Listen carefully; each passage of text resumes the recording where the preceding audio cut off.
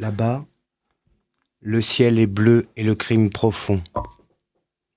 La fissure s'insinue partout. Même les poussières grondent comme une évidence. Les élégances se forment, compliquées en cailloux d'un chemin restreint en mémoire, en 3 morceaux d'orichalque bleu turquoise remisés en haut de mon armoire. Là-bas, c'est comme une distance immédiate, un interstice de vérité dans l'incertitude d'un souvenir non vécu mais crucial. Un rêve entre toute réalité d'un centre dans la fureur de vivre. L'été est devant moi. Au début, en cherchant la vision où elle est, c'est bleu et jaune, blanc, poussiéreux, limpide et sec tout autour. Derrière, je ne sais pas. C'est en haut de notre campagne sans montagne autour, sur un plat et infini plateau, sur une route de cailloux blancs clairs isolés, mais pas seul. Un groupe d'humains au loin, ma famille. Les blés des champs sont récoltés. C'est immense jusqu'au bord d'essence. Ce qu'il y a de persistant et rassurant, c'est cet air venteux à l'odeur de l'été, ressenti entrer dans mon nez d'enfant. Le ciel est bleu terre, la terre est sèche. Ni froid, ni chaud. Je suis à température idéale. Je marche seul, debout, tranquille, fier, je regarde. J'ai toute la journée de libre. Ton silex s'agite, ta fierté s'étale. Là-bas, j'ai les regards affûtés, les plaies à venir.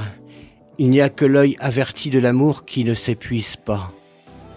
Au début, là-bas, c'est la simplicité qui s'écorce.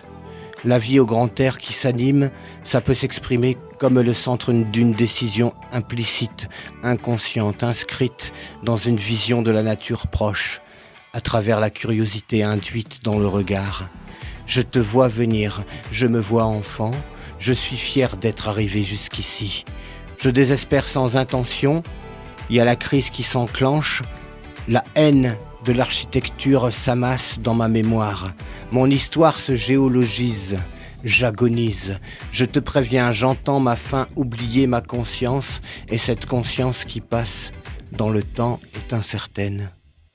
La plaine a toujours été au début, et ces arbres de ces plaines, conquis jusqu'aux cimes, nous ont appris le futur à venir. Frère abri, j'y ai dormi comme un loir.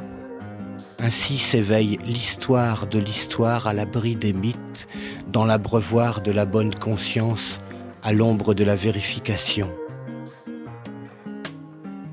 Il y a eu les premiers promontoires. Plus tu es en hauteur dans la plaine, plus tu vois loin que tu sois dans la savane ou dans la steppe. Cousin, tu viendras et reviendras. Tu as de quoi parceler ma chance. J'ai cru pouvoir apprendre à te prévenir parce que j'ai compris le feu depuis bien de mes incarnations en ce bas monde. Tu sais, il m'a dit que j'allais réussir et je vais essayer de faire mon possible pour m'en sortir. J'atteindrai, parce que j'en ai besoin, le calme et des satisfactions par des sensations jouissantes. Et puis je veux gaver ma curiosité. Tu sais, apprendre en attendant de mourir. Qu'est-ce que tu veux faire contre cela? Quoi faire en attendant? Utiliser ce temps sensible dont je perçois les effets qui existent donc.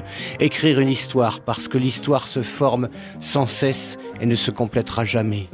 Écrire une histoire choisie où me mène mon histoire dans l'histoire. Chercher des liens, se rappeler, connaître, parcourir, vivre, observer des lieux inconnus d'avant, ancestral passage, lieu de vie. J'ai gardé les vieilles tables et les morceaux de bois anciens. Je vais visiter ces traces. J'avais en tête le souvenir de quelqu'un d'autre qui m'aimait bien comme un fils. J'avais dans les cuisses la puissance causale de mes ancêtres à la chasse depuis avant. Tu saisis ? J'avais des certitudes instinctives, des perspectives à rebrousse-temps, des présences inexpliquées, des coïncidences saisissables. J'avais des incertitudes instinctives, oui, des mystères irrésolus dans mon être profond enfantin. J'étais debout en croissance. J'étais debout, curieux et gourmand. Je marchais à vide. J'avais des rides imaginaires et des passions inextinguibles pour retenir ce qui se passe. Je croisais des osmoses fertiles et je jaillissais à chaque étoile filante croisée. J'ai vu des êtres comme moi, me ressemblant, éloignés, de familles éloignées dans le temps et l'espace. J'ai appris les traces en regardant vers le passé. J'ai cet instinct des siècles, pour les siècles des siècles, lorsque j'observe les objets les plus anciens, châteaux forts compris. J'ai des attitudes de vie ancienne dans mon instinct, mais même dans ma culture. J'ai ces nœuds psychogénéalogiques sur la forme de ma gueule. J'ai des cicatrices de février 1916, moi qui suis né le 23 juin 1974. Je suis un enchevêtrement de l'histoire de France dans les miroirs des Flandres jusqu'au nord de la Bourgogne. D'où suis-je ? Ma patrie, c'est mon enfance.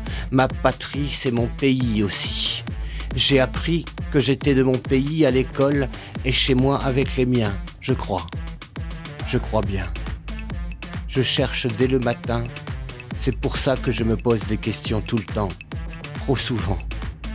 Et à force, ça m'empêche d'agir, souvent parce que les réponses sont des précipices, des gouffres sans fin qui s'enfuient enfin. Je vais bien. Je vais comme je m'ouvre. J'aime tous les temps. Chacun m'apporte un monde extérieur différent à voir. J'ai du noir dans mes passions, du sens implicite de la justice et de la liberté. Ma liberté. Je l'ai, là, debout, devant le ciel à se parler, à me voir partie de lui. J'ai comme des pluies dépassées par des cathédrales au maître des nuits. J'ai la candeur du crépuscule qui s'éclipse solitaire dans l'atmosphère pourpre. L'orange est outré dans la menace de l'indifférence au miracle de te ressentir. J'ai vu des hypocrisies violentes et abasourdissantes me réduire mon bras droit en poudre de cendre. Exactement comme ceux qui gèlent trop vite. Je dois prendre et suivre une décision vers une direction sous peine de me noyer ou de vous perdre. Je dois faire saigner mon sang des visions issues de mes rétrospections méditatives. Je veux survoler le passé par mes chaînes organiques particulières pour atteindre une inaccessible réconciliation entre la preuve scientifique et l'intuition du sens dans les prémonitions des expériences. La didactique est légère si elle oublie l'éthique. Passer au-dessus, la mémoire est une parabole de l'Himalaya. Les crevasses battent comme les cœurs vivants. Ta mélancolie n'est pas éliminatoire. J'ai des curiosités irréconciliables, injoignables. À l'entrée du village, le grand peuplier me manque. J'ai compris après qu'il soit assassiné que c'était un repère visuel pour moi entre les trajets familiaux que je prenais avec mes parents ou sans. C'était le plus grand, celui-là. Il était de l'époque de Pépère Jérôme, lui. Et puis sûrement très bien placé. Il avait à boire. Vivrions-nous dans une période moins historique parce que justement nous nous intéressons de plus en plus à l'histoire ? Je viens d'un plat pays qui est le mien. Oui, le même que celui de la chanson, le Bouhou-Est. Né dans la maternité la plus au nord de France, à quelques minutes de marche de la mer. Si tu continues plein nord après la plage, il n'y a plus rien. Plus rien que la mer jusqu'au pôle Nord. Et après, pas une terre. Tu frôles juste l'est de l'Angleterre, et puis plus que de l'eau salée, de plus en plus froide, plus t'avances. Devant cette plage, tout le monde est passé, les Vikings pour les moins calmes. J'enracinais sur la plage, les yeux ouverts, le cerveau en effervescence, plus puissante à l'instant. Des sens en invention, en construction, en intermittence pour le projet. J'avais des yeux sous l'horizon et d'un sixième sens les soubresauts incontrôlables jusqu'à la pointe des cheveux. Le vent me rappelait ma certaine mort prochaine. Les incertitudes fleurissaient sur les bas-côtés des fossés, en devant des champs de mai à octobre. La nuit sinuée parfaite dans le hasard perçant et satisfaisant des choix dans la destinée.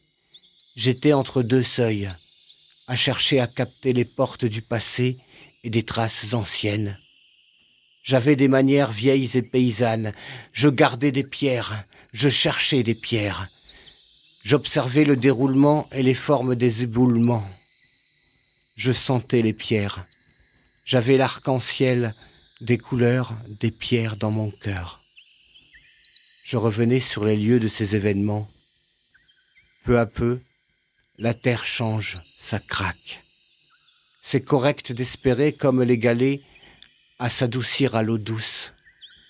Les vieux murs, c'est pour eux que je m'éloigne de la source. J'imagine les vieux chemins, des décisions prolifiques à en croire ces routes nationales qui passent sur ces sentiers d'origine des premiers passages. Les anciens prenaient le temps de vivre. Les anciens marchaient aussi sur ces chemins ancestraux. Les premiers arrivèrent et traversèrent des terres vierges d'hominidés, vierges d'œufs, inexplorées, naturelles. Les premiers, un tout petit peu comme lorsque tu passes en premier sur la neige couvrant la terre, découvrirent de l'inconnu, explorèrent. Des chemins furent ouverts, des obstacles franchis. Comment puis-je commencer une histoire puisque je suis juste au bout de l'histoire, ici et maintenant au bout du début de l'histoire dans le présent. Il me faut retourner avant. La nuit des temps murmure en sourdine, sans que je puisse entendre le silence, celui de l'oubli. Le passé marque, nous qui sommes plongés dans les conséquences, dans les aboutissements, à travers le temps, comme un bain dans lequel tu plonges. Tu ne cesses de t'arrêter en continuant.